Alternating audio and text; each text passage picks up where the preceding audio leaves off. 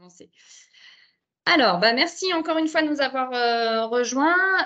Aujourd'hui, nous avons la chance de recevoir Monsieur Patrick Morus qui va animer la conférence de ce jour. Donc, Patrick Morus, que peut-être certains d'entre vous ont déjà rencontré lors d'une précédente conférence dans nos locaux. Avant Covid, donc. Voilà. Et Monsieur Patrick Morus est donc agrégé de lettres et professeur émérite de langue et de littérature coréenne à l'INALCO.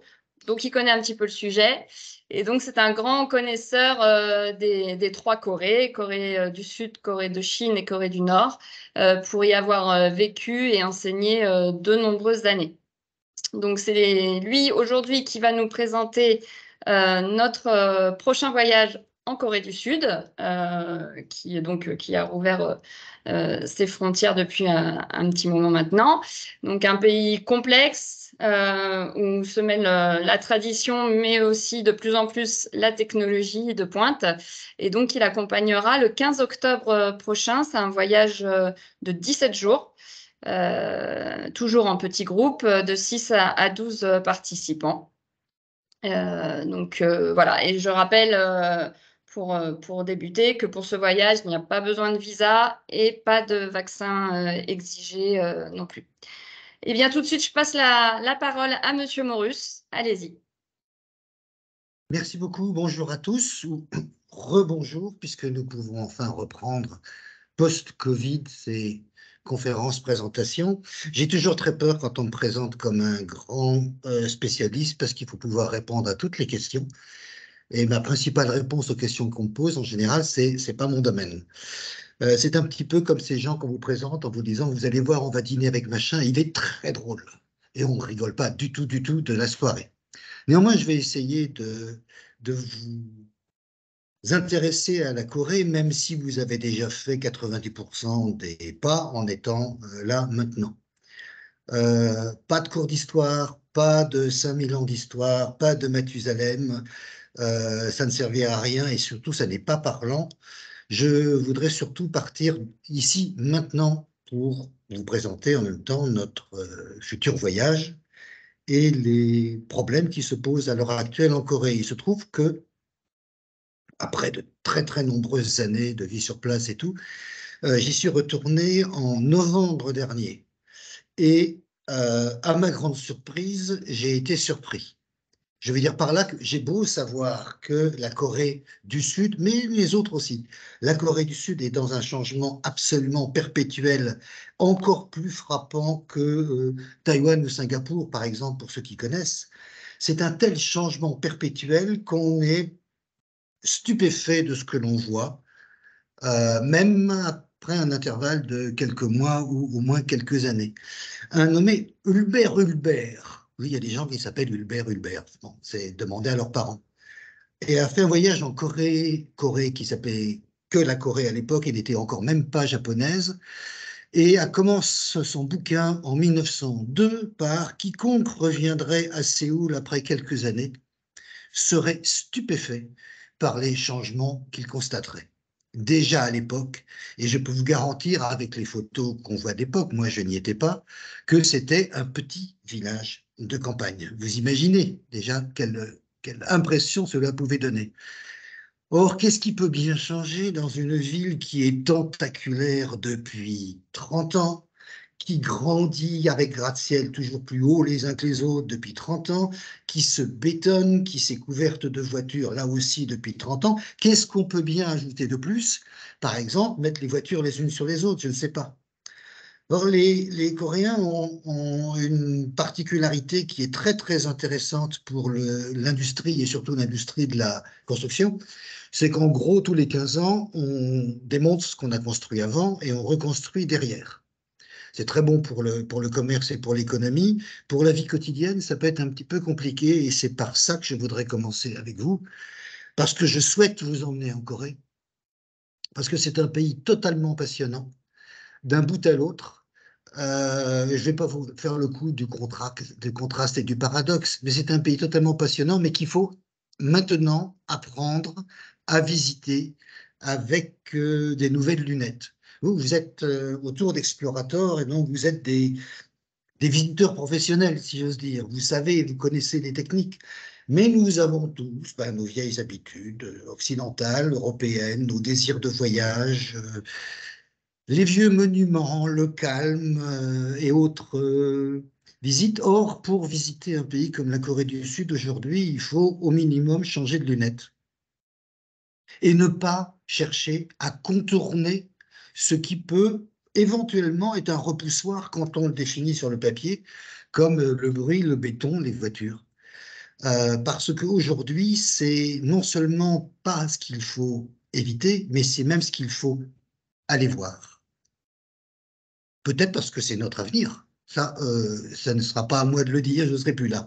Mais néanmoins, la Corée peut nous donner quelques clés de ce que nos enfants et nos petits-enfants verront. Et mieux vaut le savoir quand même un peu à l'avance. Ce qui m'a stupéfait donc en arrivant à Séoul et le reste de la Corée en novembre, c'est d'abord le fait que l'on construise partout.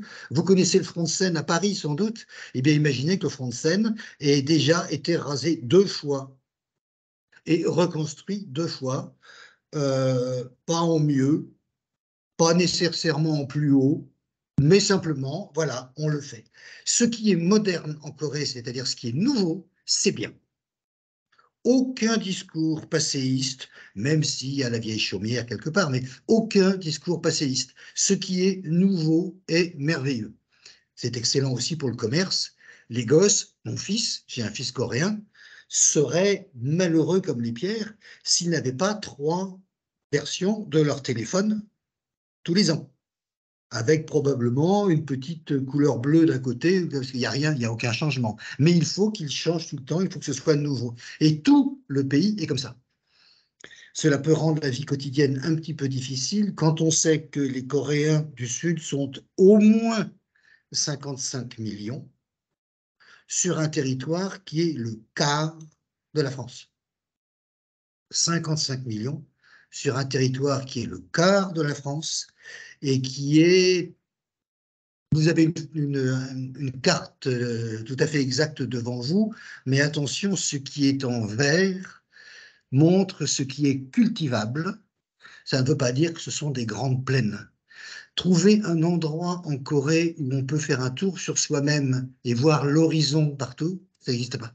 Il y a toujours des constructions ou bien des montagnes, ce qui rend l'agriculture extrêmement difficile. Cette situation coréenne se double d'un mouvement historique qui fait que quand moi j'étais gosse et que j'habitais Séoul, c'était, j'aime pas trop l'expression, enfin on disait le tiers-monde, c'était la richesse du Mali, très très exactement la richesse du Mali. Il n'y avait pratiquement pas de voitures en ville, le rêve pour certains, des vieux taxis japonais où on posait les pieds sur des barres parce qu'il n'y avait pas de sol, et quand il pleuvait, l'eau montait dans la voiture, ou quand on traversait les affluents du fleuve Han, on descendait dans l'eau. Vous voyez la situation. Sur le fleuve Han, où il y a des dizaines et des dizaines et des dizaines de ponts et d'autoroutes aujourd'hui, il y avait un pont et demi. Et le sud du fleuve, qui est peuplé aujourd'hui de probablement 18 millions d'habitants, n'était pas construit. Je vous parle de 1965, quand j'y étais gosse. Je ne suis pas là pour parler de ma vie, je suis là pour vous parler de la rapidité de changement.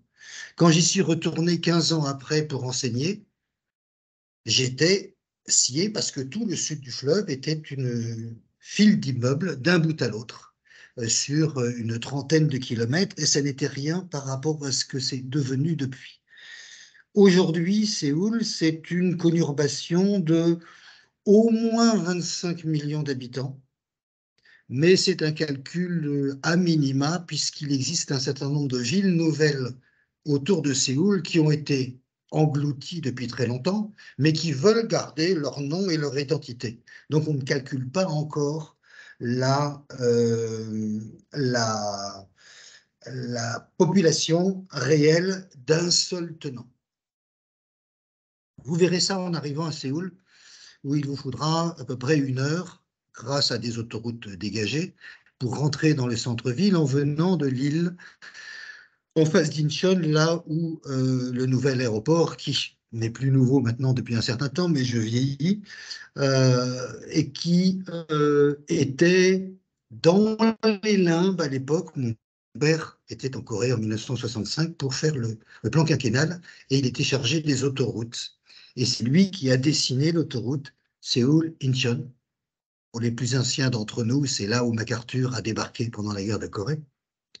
Et il s'est arraché les yeux pendant 2 ans parce qu'il avait fait une très très belle autoroute droite. Et ensuite, après acceptation et financement, ce sont les militaires qui ont repris le projet, comme souvent en Corée. Pas du tout parce qu'ils voulaient mettre des règles, simplement parce qu'ils ont redessiné l'autoroute pour en faire des pistes d'aéroports secondaires. Et donc, à certains endroits, vous prenez l'autoroute, comme dans toute la Corée du Nord et dans toute la Corée du Sud, vous prenez des virages étranges parce que les militaires ont décidé que la piste d'avion devait aller dans telle ou telle direction pour pouvoir contrer les ennemis de l'autre côté. Ça, c'est le deuxième grand changement de la Corée depuis que j'étais gosse, c'est que ce n'est plus un pays visiblement militarisé. Il l'est, le pays est toujours en état de guerre théorique. Il y a juste un armistice entre les deux côtés et il ne passe pas de jour où on ne raconte pas qu'en Corée, il y a un danger, le danger étant l'autre, bien entendu. Vous ne verrez rien de ça. Et les anciens lieux militarisés, les lieux de guerre, sont devenus des lieux touristiques. Pas vraiment pour les Sud-Coréens eux-mêmes, parce que ça leur rappelle les douleurs et la division du pays, même si avec le temps, les Coréens qui ont quelqu'un de leur famille de l'autre côté se font de moins en moins nombreux. Troisième changement, le plus important, et c'est ce que nous verrons pendant tout le voyage grâce à la carte que vous avez sous les yeux. J'ai employé une formule simple. La ville de Séoul tend à devenir toute la Corée du Sud à elle seule. Le, le pays se vide, non pas seulement comme un reste d'exode rural qui a eu lieu déjà il y a là aussi une bonne trentaine d'années. Les campagnes se sont vidées, les paysans ne trouvent plus de paysannes, d'où le recours à des immigrés généralement illégaux. Mais le reste du pays a tendance à monter sur Séoul au point qu'on emploie aujourd'hui une formule qui est Séoul, c'est la Corée, et Busan, vous voyez en bas, à droite, Marseille, si vous voulez, c'est le port. Ville qui fait quand même 8 millions d'habitants, il faut quand même avoir le compas dans le... Et il est vrai que dans la campagne, puisqu'il reste une campagne, tout n'est pas bétonné, dans la campagne coréenne, sud-coréenne d'aujourd'hui, nous verrons beaucoup de très beaux villages anciens qui ont été protégés parce que les habitants sont partis. Paradoxe. C'est en particulier sur toute la partie en haut à droite du voyage, Séoul, Sokcho, puis vous descendez jusqu'à une ville qui se trouve au milieu qui s'appelle Andong, l'Est, la paix de l'Est, et qui est considérée par les Coréens comme la grande région ancienne, confucianiste, aristocratique, et d'un autre point de vue, réactionnaire et non développé, selon la personne qui parle. Mais vous verrez là-bas des villages absolument superbes, qu'on verra un petit peu plus tard sur l'image suivante, mais pour l'instant, restons sur l'image générale. Je voulais simplement que nous en restions à cette dernière idée. Vous avez un dessin qui représente le dessin de notre trajet, une sorte de 8 après un accident de la route, qui peut égrabouiller notre voyage ne concernant pas vraiment la diagonale Séoul-Busan, puisque c'est juste le trajet du retour. Donc le reste est une sorte de S à l'envers bidouillé. Pour les Coréens, c'est un L dans l'alphabet coréen. Sur ce trajet qui permet de voir pratiquement tout des grands aspects importants de la Corée, mais aussi des tas de choses très très belles et du passé. Vous pouvez le voir sur les photos de gauche. Quand même, on ne va pas visiter que du béton, mais on ne va pas éviter le béton parce que ça a du sens. Et il y a de très très très grands architectes sud-coréens aujourd'hui. Parenthèse, beaucoup ont fait leurs études à Paris, mais ça, c'est un petit côté nationaliste que j'aime pas beaucoup. Néanmoins, vous avez sous les yeux pratiquement tous les endroits qui ont un sens économique aujourd'hui en Corée, et encore la moitié des villes qui sont signalées sont des petits villages de campagne. Le reste est bloqué sur cet axe Séoul-Busan, nord-ouest, sud-est. Et c'est un axe historique puisqu'il a été mis en place à partir de 1905 par les Japonais quand ils ont mis la main sur le pays. C'est la trajectoire, si vous élargissez l'écran, c'est la trajectoire qui vous mène à Pyongyang et plus haut à Shenyang et à Pékin. C'est la trajectoire des troupes et des camions pour aller exploiter, ça veut dire piller, bien entendu, la Corée du Nord qui a un sous-sol très riche et surtout la Mandchourie qui sera rapidement annexée plus ou moins officiellement par les Japonais, la Corée étant totalement annexée. Et c'est cet axe historique qui n'a jamais changé depuis. Chaque fois que des nouvelles idées et des nouvelles politiques que nous verrons se mettre en place par tranche, puisque selon les endroits où on n'est pas à la même année de développement, c'est la trajectoire de tous les développements de la Corée. C'est par là qu'on commence. Un seul exemple, le TGV. La première ligne de TGV, c'est Séoul-Busan. Normal, vous me direz, puisque c'est là où sont les habitants, et puis en haut à gauche, il y a la Chine, en bas à droite, il y a le Japon. C'est normal que ce soit l'axe économique. Oui, mais quand on prend toujours, sans arrêt, le même axe économique, on en arrive à ce qu'on appelle dans beaucoup d'autres pays les déserts économiques, voire même les déserts médicaux, mais je ne veux pas développer des débats qui n'ont pas lieu d'être ici. J'arrête sur les généralités. J'aimerais parler un petit peu en détail du voyage et pour montrer que c'est un voyage absolument fabuleux. Je vais pas vous faire une remarque publicitaire, ça n'a jamais été mon métier. La Corée, les Corées, c'est mon autre pays. J'y vis depuis très longtemps. Je rentre, je ressors.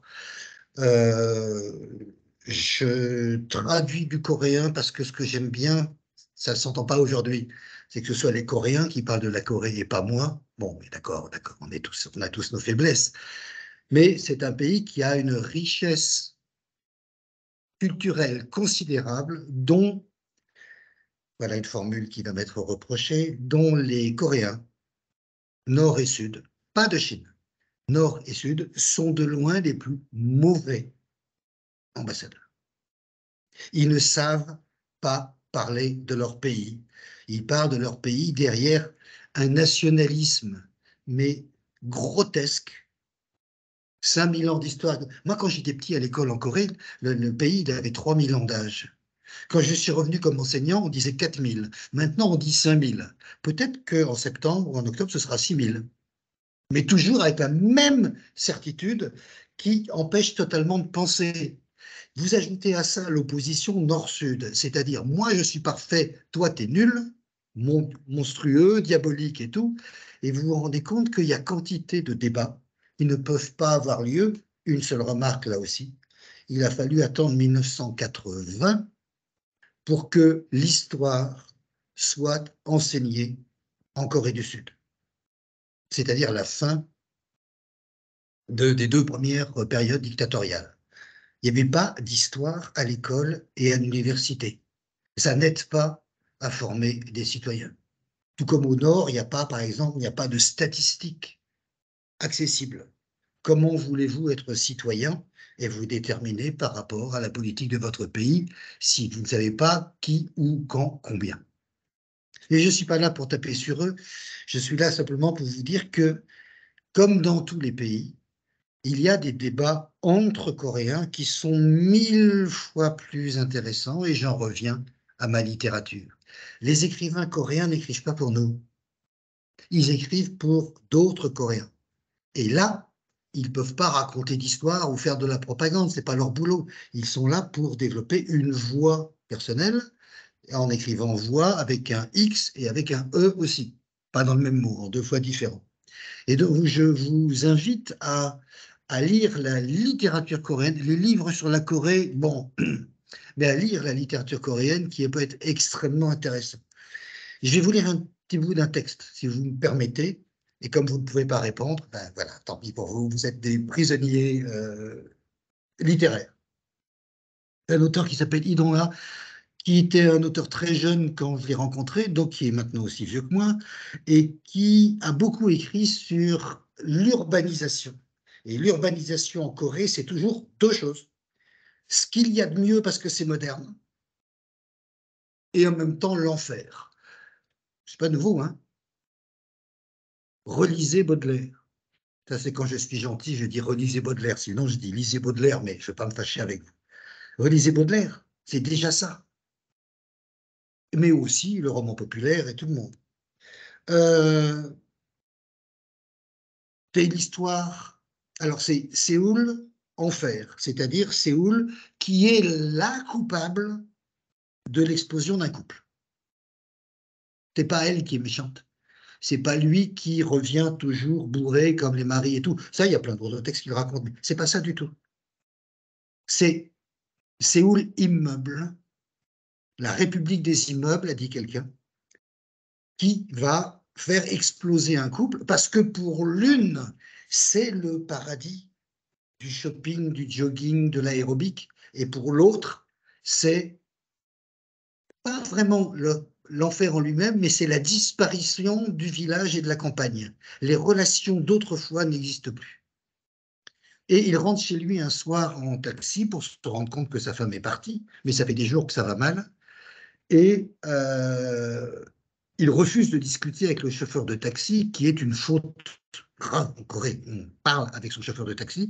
Si vous voulez apprendre le coréen, c'est une excellente école. Et le chauffeur de taxi l'emmène dans sa résidence. C'est un groupe d'immeubles qu'on appelle apat, qui sont généralement un petit peu regroupés avec des gardiens à l'entrée et avec le magasin, la salle de sport. Enfin, on n'est pas du tout obligé d'en sortir. C'est comme une ville de banlieue vue par un Parisien. Sauf que dans Séoul, il y en a 300. On a reconstitué le village, sauf que le village, il est fait en immeuble. Et comment quelqu'un qui ne supporte pas ça, pour deux raisons, parce que ça ne lui rappelle pas la campagne, et deuxièmement parce qu'il n'a pas les moyens d'y habiter. Les immeubles, la Sarcellite de Séoul, c'est le rêve de tout le monde. C'est pas l'enfer pour eux.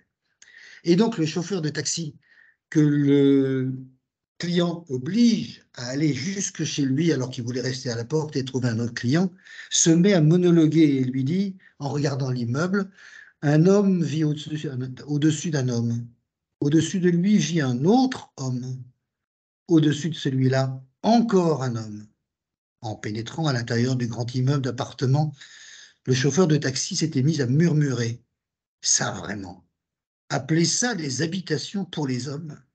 C'était bien sûr pour que nous l'entendions. La colère est furtivement montée en moi, parce qu'il est facile de comprendre pourquoi il murmurait ainsi. Il était évident qu'il évacuait un ressentiment à notre égard, nous qui, au lieu de descendre à l'entrée du grand ensemble, l'avions obligé à pénétrer jusqu'aux appartements. J'ai répliqué à sa nuque, « Vous avez raison. Des fesses qui s'assoient sur des fesses, ces fesses qui s'assoient sur d'autres fesses. On ne peut vraiment pas appeler ça des habitations pour les hommes. » Le chauffeur, qui avait largement dépassé la cinquantaine, à en juger par ses tempes blanchies, a riposté sans attendre la fin de ma phrase. Bien sûr, sur la tête vient s'asseoir une autre tête, et sur cette tête vient s'asseoir une autre tête, et sur cette tête vient encore s'asseoir une autre tête. J'arrête là. Vous direz, ces deux personnes-là ne se rencontreront jamais dans leur vie, en dehors d'un taxi. Mais quand ils parlent à un étranger, alors là, ils sont entièrement d'accord. Ils peuvent dire tout le mal qu'ils veulent de la Corée, jamais devant un étranger. Nous éviterons donc ce genre de problème en Corée. Bon, on prend la route, on prend le bus.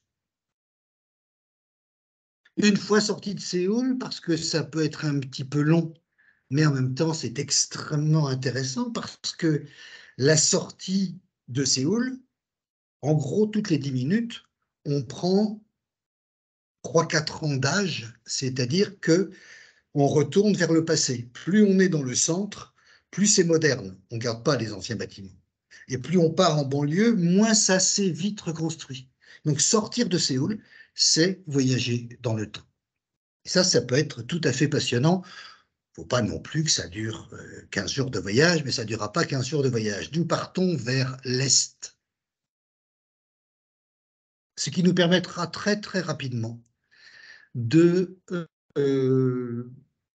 retrouver la campagne.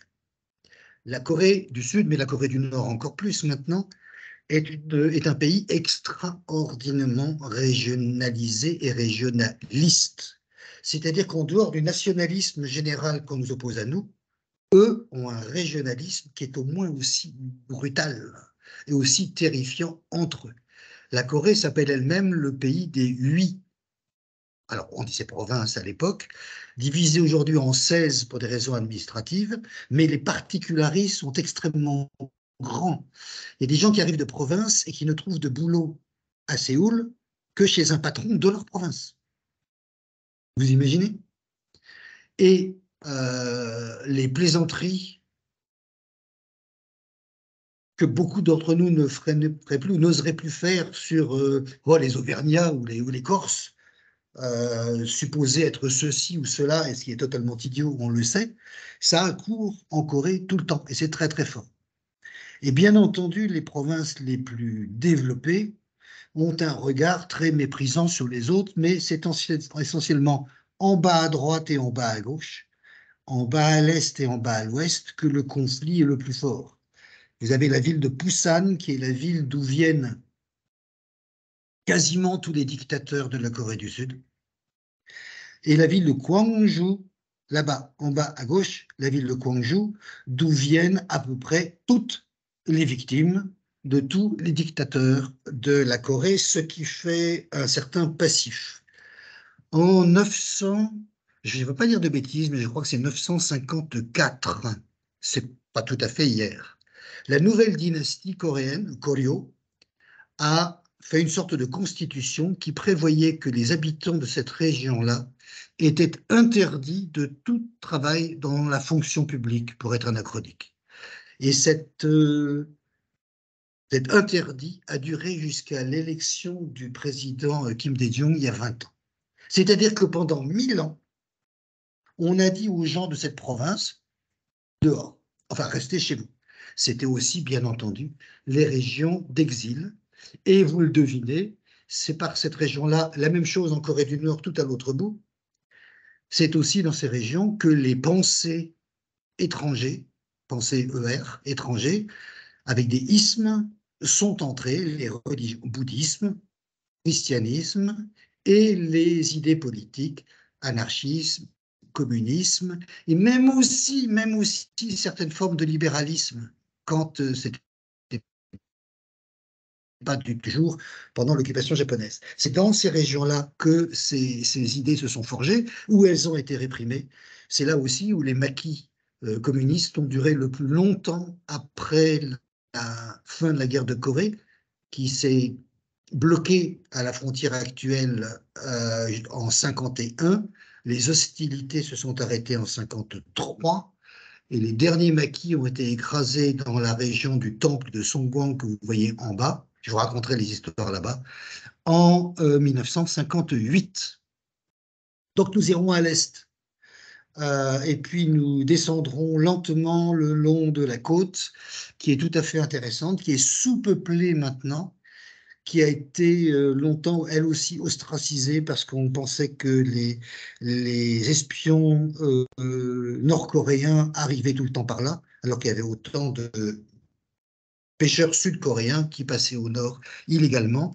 Nous descendrons la côte jusque dans les provinces les plus confucianistes, les plus conservatrices, mais là aussi qui ont, d'où leur nom aussi, ont conservé un nombre considérable de bâtiments, de documents anciens qui rendent la visite absolument passionnante. Puis, nous atteindrons le sud-est par la grande ville de Gyeongju qui est Versailles.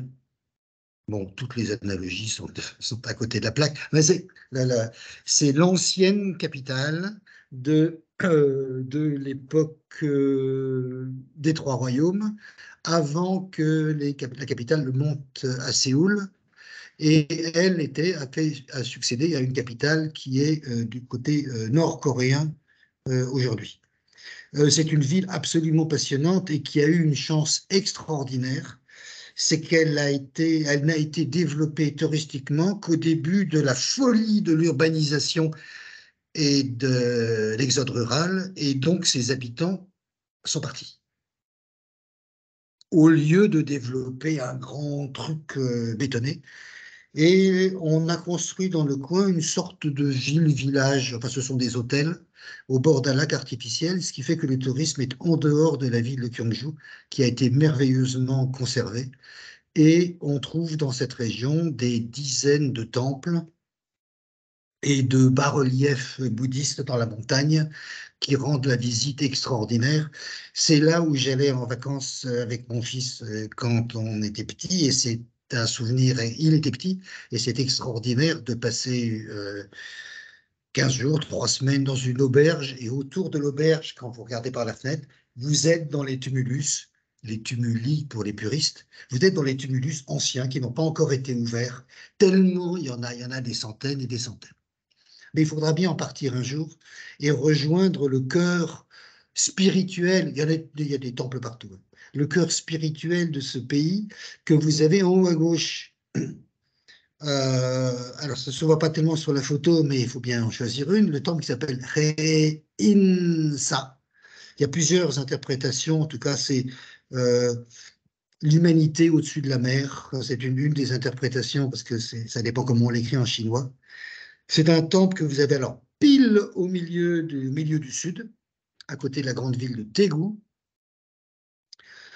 C'est un temple qui a deux caractéristiques qui en font quelque chose d'incontournable.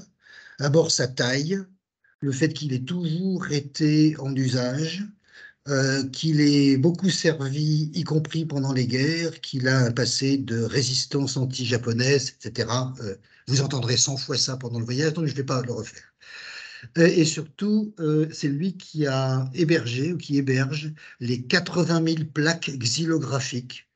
Une plaque xylographique, ça ne peut pas de cette taille-là, de textes écrits, alors gravés en chinois, 80 000 plaques en chinois, et c'est d'autant plus compliqué que pour imprimer, il faut graver à l'envers. Ceux qui ont fait du chinois comprendront la souffrance de ceux qui ont fait 80 000 plaques en écrivant en chinois avec des caractères, des sinogrammes qui peuvent aller jusqu'à 24 traits à l'envers. Ça doit être quelque chose de compliqué. En tout cas, c'est le Tripitaka Koreana, c'est-à-dire les 3 paniers, les 3 grandes séries de textes qui concernent l'histoire du bouddhisme, version coréenne, et donc en quelque sorte le passé. Je cherche toujours des comparaisons, c'est très difficile de le faire, mais c'est n'importe quel texte médiéval que nous avons, mais religieux en même temps.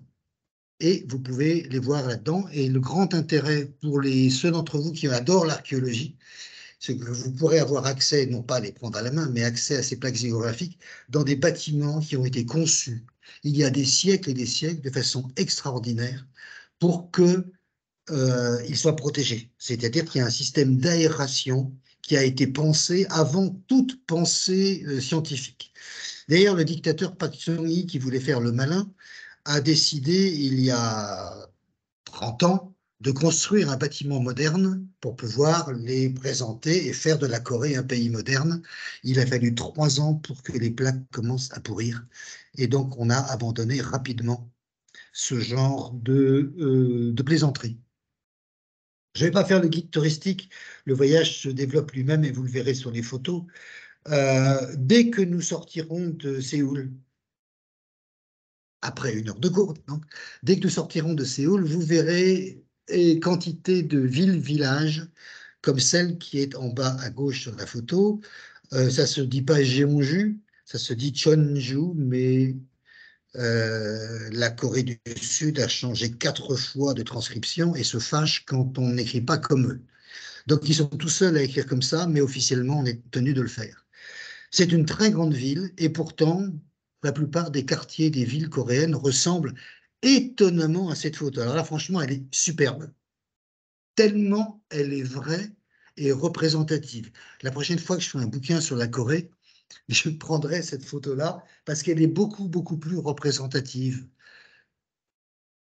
de 55 millions de Coréens que la simple bétonisation qui a aussi un sens. Néanmoins, changer de région en Corée, c'est aussi changer de mentalité et on va essayer de trouver suffisamment de gens qui nous expliqueront leur province, leur région, leurs idées, leurs obsessions, leurs passions, leur culture, sans pour autant nous faire un dépliant touristique, n'est pas forcément simple. Si on peut descendre à la page en dessous, merci Gwendoline. Pour les amateurs, j'en suis. Il y a de la nature en Corée, bien entendu. Et c'est, si je peux dire une chose très bête, mais que je peux justifier tout de suite, la nature en Corée n'est pas la nature que nous connaissons ici. Bon, évidemment, la Corée, c'est la Corée, la France, c'est la France. Non, le rapport à la Corée, à la nature, le sens de la nature. En Corée, la nature a une particularité qui n'est pas directement la nôtre culturellement, c'est qu'elle parle tout le temps. Elle pourrait être conférencière chez Explorateur. La nature parle tout le temps. La nature nous dit des choses. C'est pas nous qui la regardons, qui dit ah ça me fait penser à. Vous vous souvenez pendant les voyages. Oh tiens, tu te souviens l'année dernière quand on était à l'île Dieu. Ah oui, je me souviens. Bon, pas du tout comme ça qu'on voyage. On écoute ce que dit la Corée. La Corée, je vais y arriver, oui, la nature. Et cette lecture est facilitée, ou cette audition est facilitée par le fait que depuis des siècles et des siècles, on a nommé la Corée. Tous les endroits que vous voyez ont des noms, et ces noms-là ne sont pas des noms donnés par les hommes, bien sûr que oui, ce ne sont pas des noms donnés par les hommes en disant ça va s'appeler comme ça. Ce sont les noms que les hommes, en écoutant la nature, ont compris. C'est la nature qui a dit « je m'appelle comme ça, je suis l'île comme ça, je suis le détroit comme ça ». Et ça, c'est absolument fascinant à faire et à voir. D'abord parce que c'est très très beau. Vous avez le parc national de Hallyo en haut à gauche qui est somptueux et qui se parcourt dans tous les sens et que nous allons longer sur tout le sud de la Corée. Il y a des milliers d'îles dont un grand nombre n'est pas habité encore. Et nous reviendrons jusqu'à Busan en suivant tout ce long cheminement et nous verrons comment la nature parle. Bon, on va dire que c'est un dialogue. La nature me parle et je lui rends. Je la nomme en fonction de ce que j'ai compris. Mais il ne faut pas se tromper. Dès qu'un jour il y a un problème, dès qu'un jour il y a un drame, les géomanciens, vous savez, le Pumsu, les géomanciens débarquent et se disent, si le bâtiment a brûlé, s'il y a eu une inondation, où cet enfant est mort alors qu'il aurait dû vivre jusqu'à 70 ans, c'est parce que quelque chose avait été mal nommé. Et nous verrons tout au bout de la Corée des endroits où des restes de catastrophes qui sont expliqués parce que dans tel temple qui a brûlé, c'est tout simplement parce qu'on avait oublié de mettre le caractère de l'eau à la porte d'entrée. On avait oublié de nommer le cours d'eau qui est à côté et que c'est lui qui aurait pu éteindre, etc., etc. Ça peut paraître benêt. Je vais juste vous donner une anecdote personnelle. J'ai été marié en Corée, j'ai eu un beau-père qui vivait avec nous, parce que c'est la Corée, et qui, à peu près une fois par semaine, venait dans mon bureau en mon absence pour déplacer mon bureau. Parce qu'il n'était pas placé au bon endroit, selon le Pung-Su. Pung-Su, c'est le feng shui, c'est le vent et l'eau. Notre placement par rapport au vent et l'eau, mais nous devons les écouter. On n'a pas le choix. On ne peut pas faire n'importe quoi. On dépense jusqu'à 30 millions d'euros aujourd'hui pour les grands immeubles et 30 millions d'euros pour payer un des très, très, très, très, très grands géomanciens du pays. Parce qu'il ne s'agit pas que ça brûle après. Et si les géomanciens disent qu'on ne l'ait pas suivi, je peux vous garantir que les assurances ne paieront pas. On en est là, c'est comme ça. Et il faut le prendre tel quel. Donc, je vous invite à venir avec nous pour écouter la nature et les îles coréennes. Ce que sont les premiers à faire, les bonzes, les bouddhistes. Vous voyez en bas le temple. Et donc, qui se trouve près de Busan, à notre ville d'arrivée, et qui s'est installé en bas, à droite, en face, à l'époque des monstres marins, puis ensuite des Japonais. Vous voyez, tout en bas, à droite, le Japon est là. Et Tsushima, la grande île en ocre, c'est le Japon. Le monstre, le méchant, le diable, celui qui a martyrisé le pays, il est là. Aujourd'hui, on essaie de s'allier avec eux parce qu'il y a les méchants nord-coréens, mais on s'était placé dans l'axe pour protéger le pays. Et en ce moment, il y a des grands débats théologico-géomantiques parce qu'il y a 2 ans, il y a eu un typhon. Quand je dis 2 ans, c'est peut-être même pas enfin moins de 2 ans. Il y a eu un typhon colossal qui est venu par le sud-est et qui a énormément abîmé la région. Et l'axe de ce typhon, il venait du Japon. En général, le Japon, l'archipel du Japon bloque les grands problèmes, surtout au moment de la mousson. Mais là, ça n'a pas été le cas. Il s'est donc passé quelque chose. Quelle est la raison? Je vous en donne une. C'est la météo, hein, je veux dire, mais bon, ou le réchauffement climatique. Mais il y a différentes raisons. Et il y en a une qui date d'il y a déjà quelques petites années maintenant. Il y a eu un drame en Corée du Sud, qui est le drame du Sewol.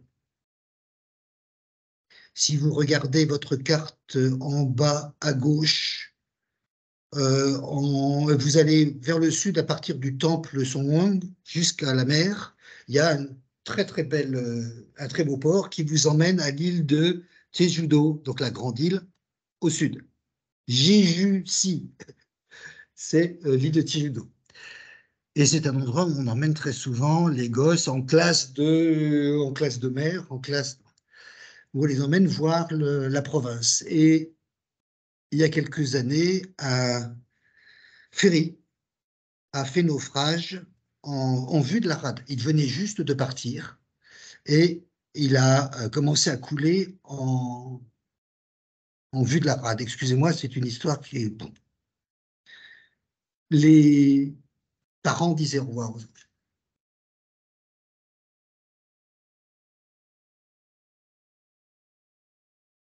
La télé est arrivée, on a vu le naufrage en direct, on a vu les têtes des enfants derrière les hublots. Et les parents téléphonaient aux enfants en leur disant « On vous a dit de ne pas bouger, vous restez dans le bateau ». Le capitaine s'était sauvé depuis très longtemps. Le propriétaire avait disparu depuis longtemps. Il s'est suicidé d'une balle dans le dos depuis rapidement et le capitaine est enfin en prison. Il y a eu plusieurs centaines de morts. Et on a vu les enfants. Et 50 millions de Coréens ont vu les enfants qui coulaient avec cette chose atroce qui était ce qui a développé notre pays, c'est-à-dire ce travail collectif, cette obéissance collective, même quand c'était atroce, c'est la même chose qui les a tués. Alors, qu'est-ce qui ne va pas chez nous? Qu'est-ce qui ne marche pas chez nous? Et l'intérêt de la Corée du Sud aujourd'hui, c'est qu'après 3 ans, chaos debout, le néant intellectuel par douleur, pas par bêtise évidemment, c'est qu'aujourd'hui, il y a quantité de réflexion, de volonté de savoir, de tout ça pour ça. Est-ce que c'est vraiment, vraiment ce qu'on voulait? Il y a au moins un tout petit mouvement inverse de celui que je décris depuis le début. J'adore me contredire. Il y a un certain nombre de gens qui repartent, on ne dit pas en province, en Corée, parce qu'il n'y avait pas, la capitale était toute petite, mais qui repartent, qui changent de vie, qui sortent. Et ce n'est pas du post-Covid, même si ça ressemble un petit peu dans ma description, et qui disent est-ce que ça vaut vraiment la peine de faire ça? Et ça a une autre manifestation, et on passe tout de suite à la géopolitique pendant 2 minutes, c'est qu'ils ne font plus d'enfants. Et a priori, connaissant mes amis coréens, et je ne pense pas qu'ils aient oublié le mode d'emploi, mais ils ne font plus d'enfants parce que l'avenir n'est pas là. D'abord, l'université, c'est très, très, très, très, très cher et on ne réussit pas dans cette vie si on n'a pas été à l'université, même pour des études bidons. Et donc, pour des bonnes études, il faut aller à l'étranger. Mais après, il faut trouver du boulot, le travail à vie. Comme au Japon d'ailleurs, ça n'est plus du tout la règle. La retraite, personne n'en aura. Et oubliez les débats sur 64 ans. Vous verrez que tous les gens qui ramassent les poubelles dans les grandes villes sont des retraités. Et ne vous étonnez pas si vous voyez une femme de 80 ans en train de vendre du thé assise sur le trottoir. Parce que ça va en même temps que le fait que ce pays est devenu la 12e puissance du monde. Question aux économistes et aux politiques, est-ce qu'il faut mettre un signe ou une conjonction de coordination? Donc, non pas la Corée est riche, mais il y a des pauvres, mais plutôt la Corée, il y a des pauvres, donc il y a des très riches. Ce n'est pas à moi de régler cette question, mais aujourd'hui, les questions se posent enfin pour une raison que je ne développerai pas, sauf pendant le voyage, et vous en avez droit pendant 17 jours. Je pense qu'aujourd'hui, il n'y a plus une Corée divisée, il y a 3 Corées. Je me permets de montrer ça, mais parce que c'est écrit, ce bouquin qui s'appelle Les 3 Corées, il y a un S. Les puristes savent qu'on ne met pas de S au nom de pays. Moi, j'en ai mis un, parce que pour moi, la Corée n'est plus divisée en 2 demi-pays, 3, mais ce sont des pays autonomes qui se posent des questions autonomes et qui regardent leurs voisins différemment. L'ADN d'Explorator, c'est toujours d'avoir eu une coloration du côté de la géopolitique. Et croyez bien que nous n'oublierons pas cette chose-là, ne serait-ce que parce que vous avez un pays qui multiplie les paradoxes, bon, tradition, modernité, d'accord, mais pays extraordinairement développé, mais divisé, pays culturel, mais en guerre, pays à 100% complet, mais qui est le bas d'une presqu'île, donc techniquement une île, parce qu'on ne passe pas cette frontière, on ne passe jamais cette frontière, sauf pour qu'un président prenne une photo. Donc on quitte son pays, on quitte la Corée, on sort de Corée en bateau ou en avion. Il n'y a pas d'autre moyen de sortir de son pays, ce qui en fait un relatif paradoxe, ce qui fait qu'on est loin des autres très très très très vite. Mais on a des voisins. Et les voisins, c'est un petit peu comme dans les HLM. On les connaît surtout à cause du bruit qu'ils font.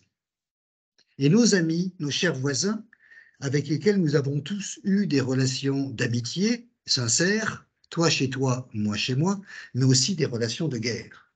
Et nos voisins ont malheureusement tous une idée très très très précise de ce que nous devons devenir. Et ils ont aussi une idée très précise de ce que notre jumeau du Nord doit devenir. Et non seulement ce n'est pas la même chose, Mais ils en ont tous une idée différente. Et ils sont tous très gros, très puissants, et beaucoup plus que nous. Voilà ce qui est le préalable de tout débat sur la géopolitique en Corée. Vous comprendrez que ça explique largement l'ultranationalisme dont je parlais au début. Il y en a marre des gros. Le fameux proverbe coréen, quand les baleines se battent, elles écrasent le dos des crevettes. Et qui sont les crevettes? C'est nous.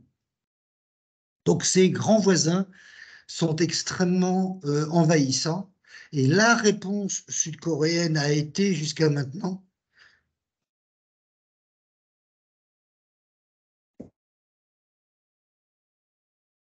aussi vite que vous. L'exemple moderne de cela, c'était les Japonais ont eu les Jeux olympiques en 64. Nous, on les a eus en 88. Un bon moment après, mais on les a eus. Mais en 2002, on a eu la Coupe du monde de football ensemble avec les Japonais. On vous rattrape. Il y avait les Coréens au début du siècle, un gars sur qui j'ai fait ma thèse, qui disait en 1905, la Corée est appelée de devenir le leader du monde. On a questionné sa santé mentale, à juste titre. Et sa propre famille lui a dit, papy, faut que tu t'aères un petit peu. Enfin, il a dit ça en termes poétiques de l'époque. La Corée menait le monde. Mais c'était effrayant. La première fois que je suis arrivé en Corée, 60 ans après, on est resté scotché à la fenêtre du taxi. On n'a pas dit un mot pendant 3 jours après. Et là, mais et la seule chose qui vivait dans les rues, c'était les piles de choux.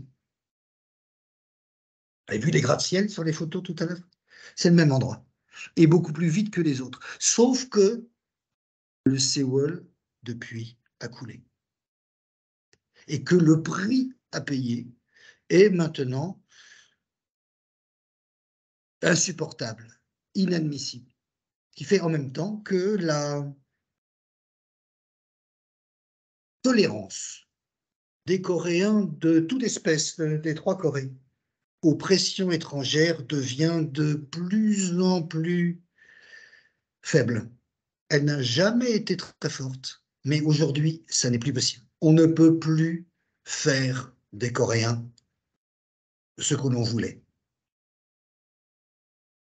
Et ceux qui baissent leur garde ont un grand, grand problème. Aujourd'hui, le fait qu'il y ait des soldats américains au sud devient un problème politique vis-à-vis des autres. Et c'est un argument politique extraordinaire au nord, à tort ou à raison, hein, c'est pas ma question. Mais au nord, on dit, nous, on n'a pas de troupes étrangères chez nous. Au sud, il y en a. On appelle ça des troupes d'occupation, bien évidemment.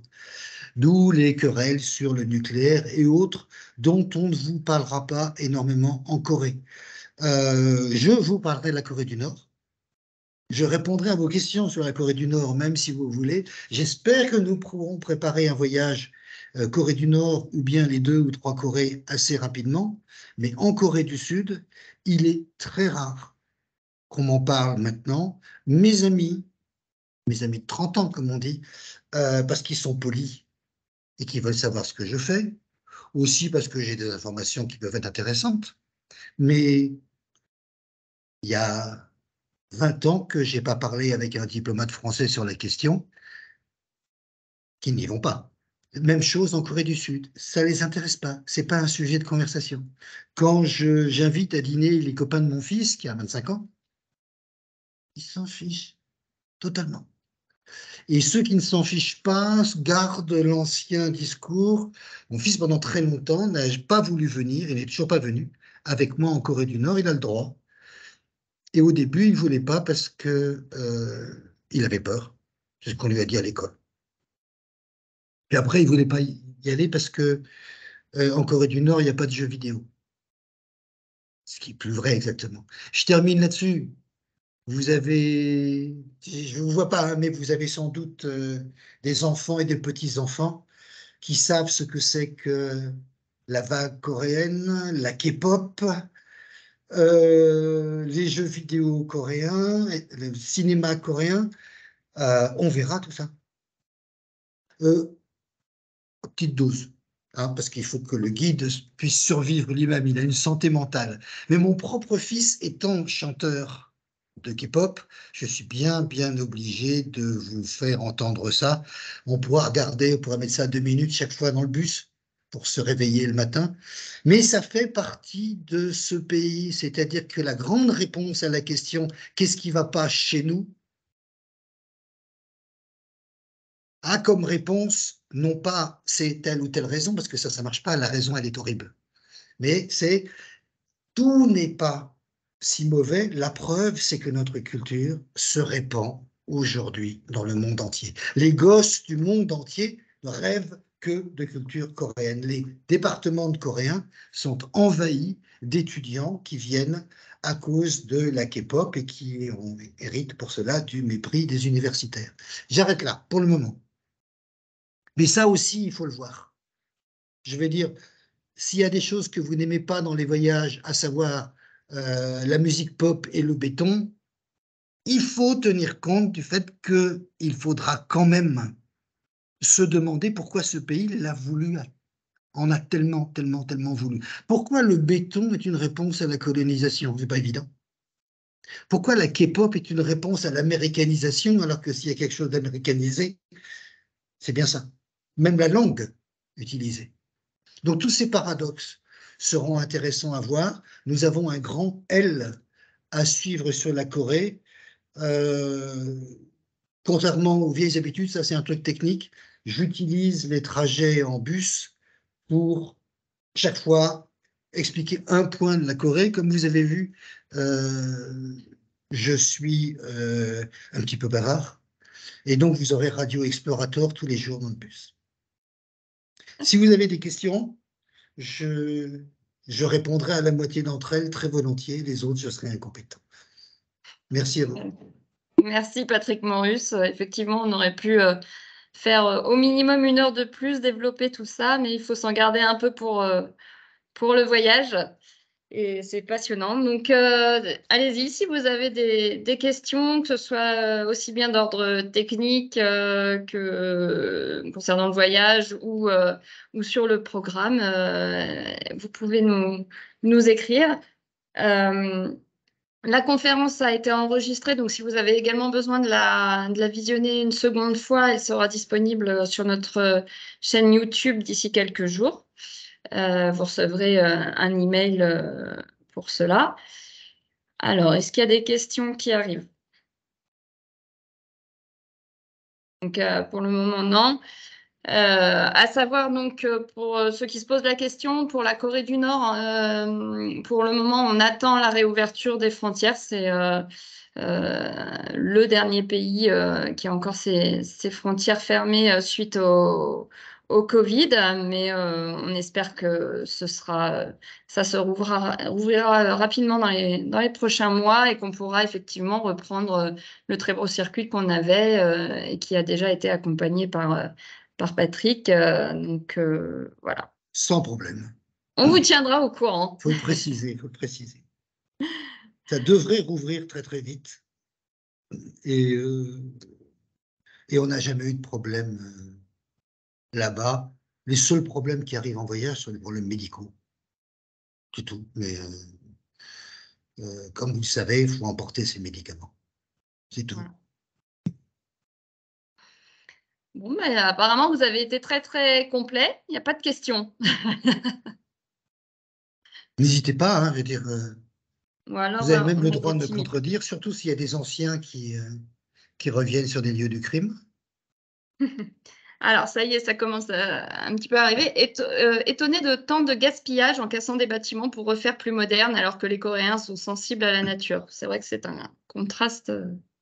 Je dirais la même chose que vous, sauf qu'il y a quelque chose qui ne va pas dans ce constat.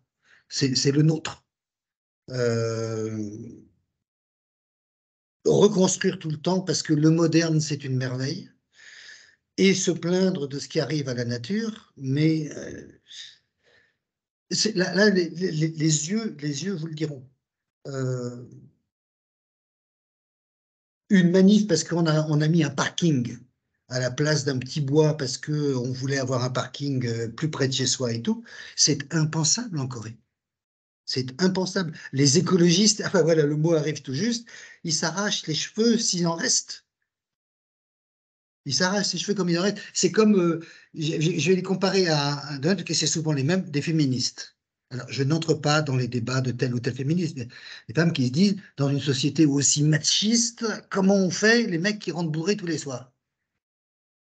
Et elles s'arrachent, elles aussi, les cheveux, ce qui fait des frais de perruque beaucoup plus importants, pour une raison très simple, c'est que les jeunes femmes coréennes, mes étudiantes, elles rêvent d'un bon mari, point à la ligne. Et pas de chercher un boulot pour être indépendante, parce qu'elles vont souvent faire comme les stagiaires, c'est-à-dire le café. Tandis que si elles peuvent avoir un petit appartement, petit appartement, dans ces grands immeubles, et un garçon tout de suite, un fils tout de suite, ça y est, c'est terminé. Il n'y a plus besoin de pondre des enfants. Et surtout, qui dit petit appartement dit pas de beaux parents. Et en particulier, pas de belle-mère. Et quand vous aurez rencontré deux belles-mères, pour comprendre que c'est un pluriel, en Corée du Nord, moi, je vous ai parlé que de mon beau-père qui déplace mes meubles. Mais en fait, c'est surtout pour les filles. Quand vous aurez compris ce que c'était qu'une famille coréenne qui décide de tout à votre place, parce que vous êtes la plus jeune, eh bien, vous serez féministe à la coréenne, c'est-à-dire surtout pas d'indépendance, mais être à côté.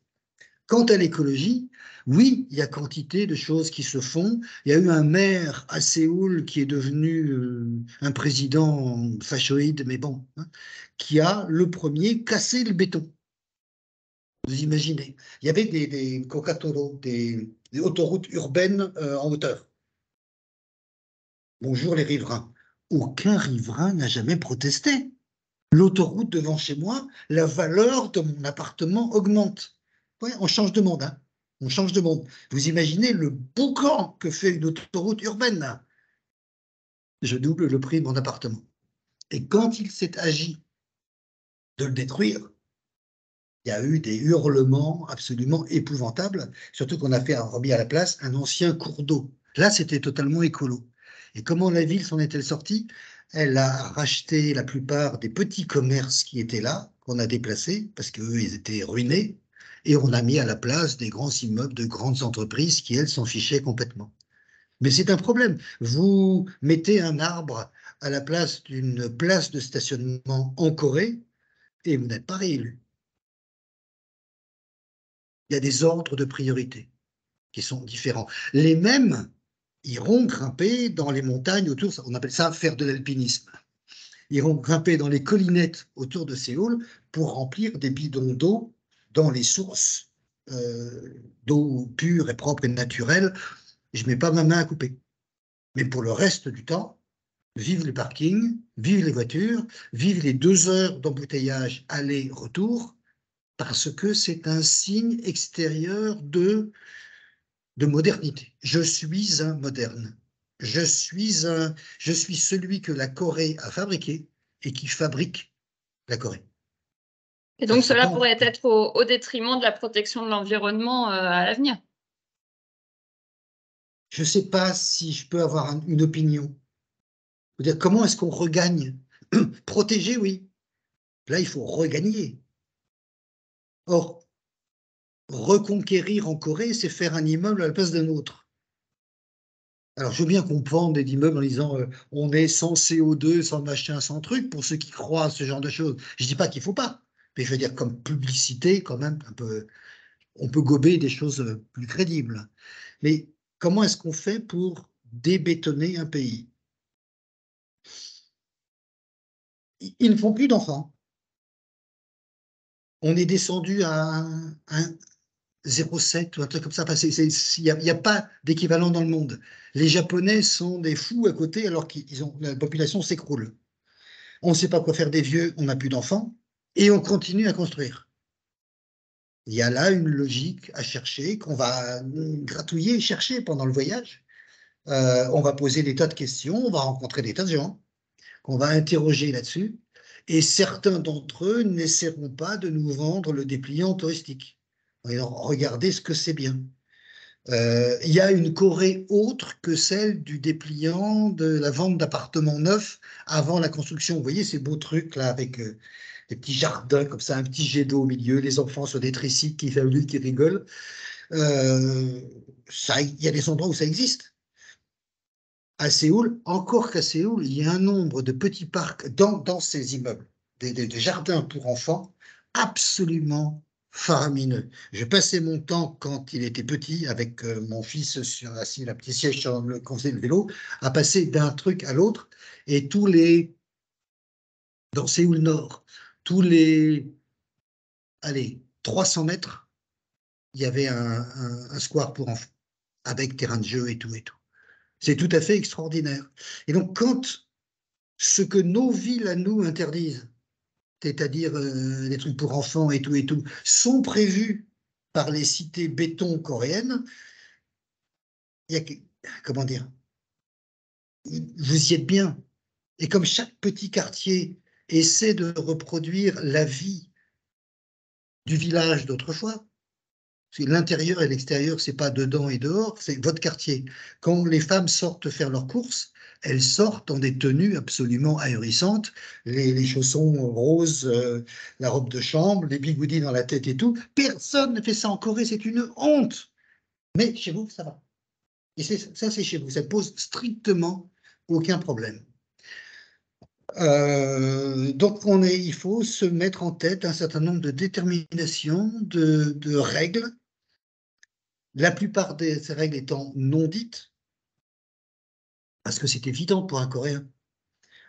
Et pour des étrangers, ça peut être extraordinairement complexe. Je fais toujours un nombre de fautes sociales colossales.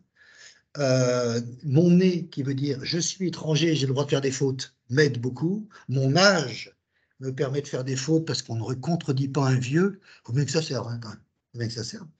Et puis surtout, quand je suis contredit par trop de monde, je peux rappeler un événement d'enfance en disant à mon interlocuteur, t'étais pas né. D'accord, l'argument est mauvais. D'accord, c'est un argument d'autorité. Mais il marche très bien. Il marche très très bien. Je vous rappelle que le coréen contient, tout compris, à peu près 24 niveaux de politesse, selon l'identité de la personne à qui vous parlez, et qu'il faut connaître ça. Que tout le monde a un nom, vous n'appelez jamais les gens par leur nom, mais quatrième cousine, deuxième patron et tout et tout. Et que vous n'avez pas le droit de faire de faute.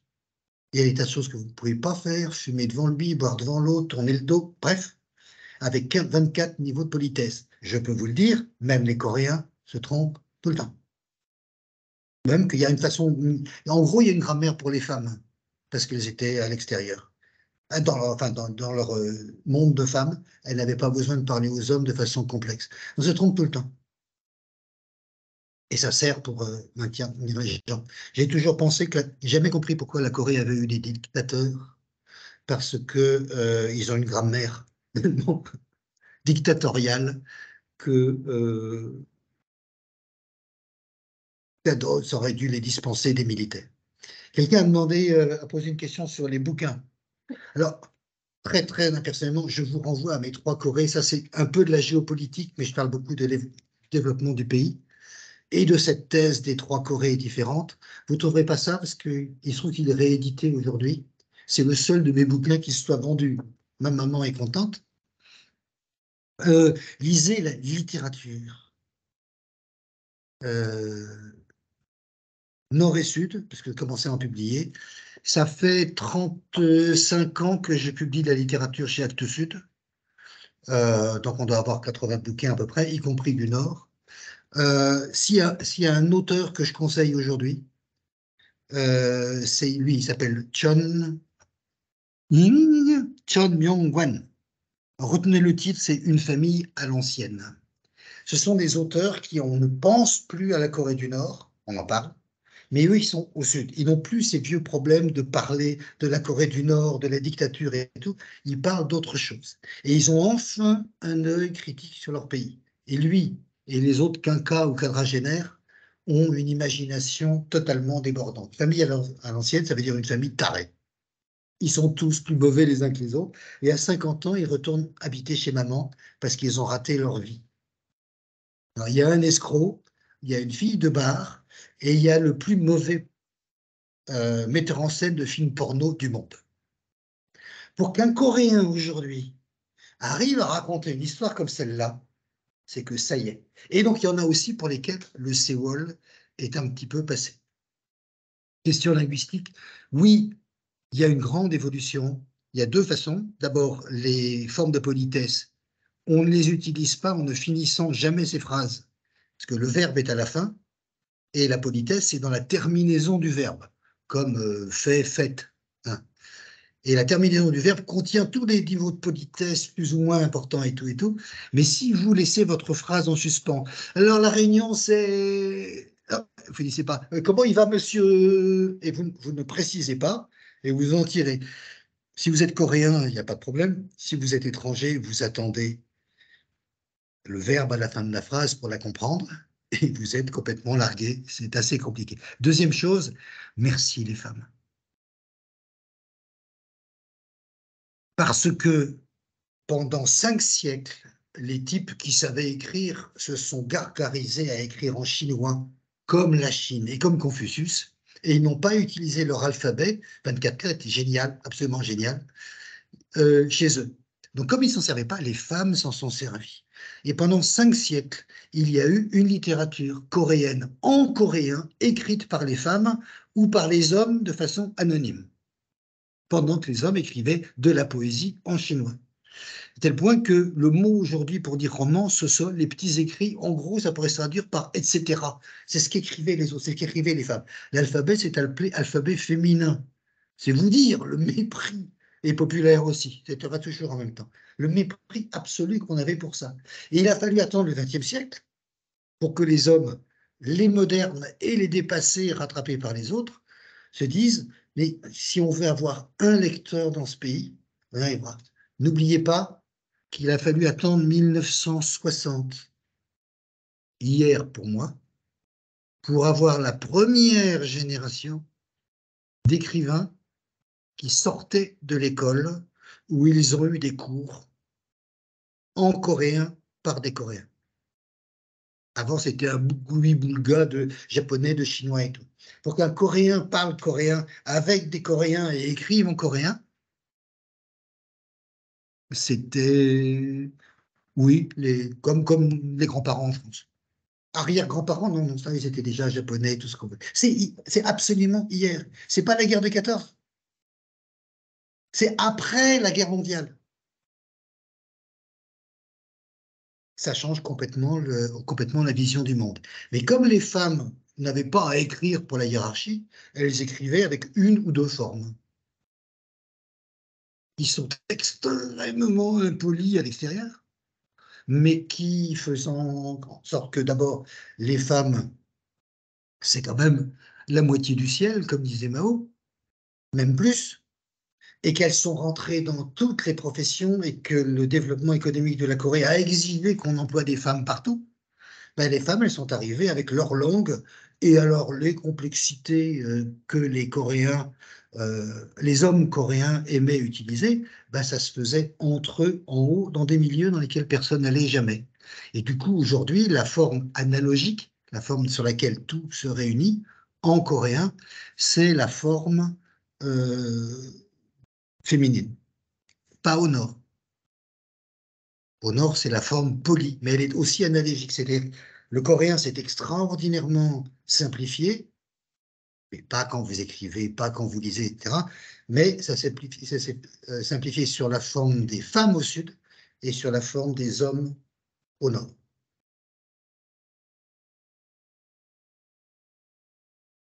Eh bien, merci beaucoup. N'hésitez pas, on a encore quelques minutes si vous avez d'autres questions. Sinon, vous pouvez dès à présent prendre une option ou vous inscrire sur le voyage qui partira donc en octobre. N'hésitez pas à nous appeler, à nous écrire. Kevin et moi sommes là pour répondre à vos questions. A priori, pas d'autres questions, si ce n'est beaucoup de remerciements. Juste leur préciser que le temps en octobre est fabuleux. Tout à fait, c'est la meilleure période pour y aller. Qu'il est rarissime qu'il pleuve hélas, pour les agriculteurs, et que non, le temps est tout à fait...